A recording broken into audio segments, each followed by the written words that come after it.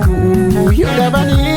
meeqamii waan ofii dagatanii awwaalee uffatu yoo dhabanii meeqamii waan ofii dagatanii awwaalee uffatu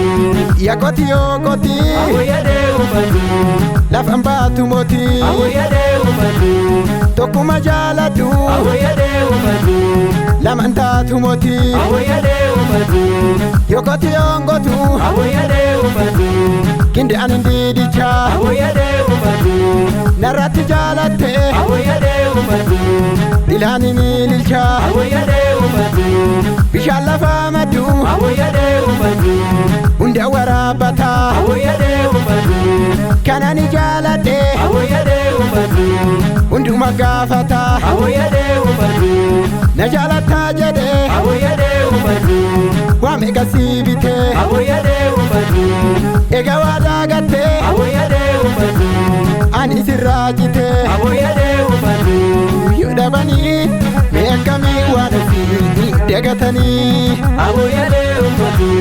yoo dhabanii meeqamii waan ofii dagatanii.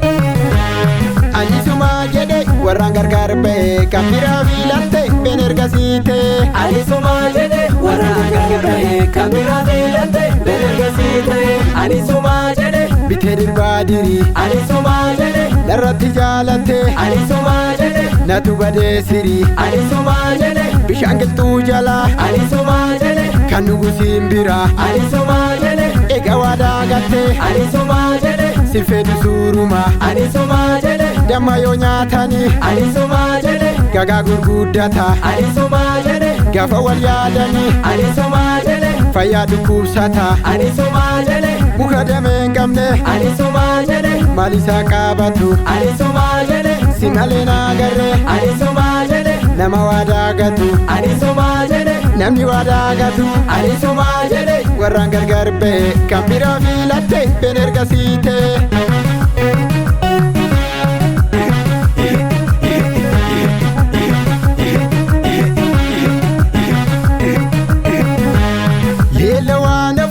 Muka jeeka waan jarraa kiyya rabbitu beeka leela waan ofi yaa muka jeeka waan jarraa kiyya rabbitu beeka leela waan ofi erga sangaan qote leela waan ofi jibichi maal godha leela waan ofi yoo jaalalaa malee leela waan ofi wal jibbi maal godha leela waan ofi kichuutti nyaatanii leela waan ofi asheeta shumbura leela waan ofi kan darbe yaadattu leela waan ofi waadha seentee dura leela waan ofi yaa muka jeeka waan reekiyya rabbitu beeka leela waan ofi yaa muka jeeka waan reekiyya rabbuma beeka waan carraa kiyya rabbuma beeka waan garaa kiyya rabbuma beeka waan reekiyya rabbuma beeka waan carraa kiyya rabbuma beeka waan reekiyya rabbuma beeka waan garaa kiyya rabbuma beeka.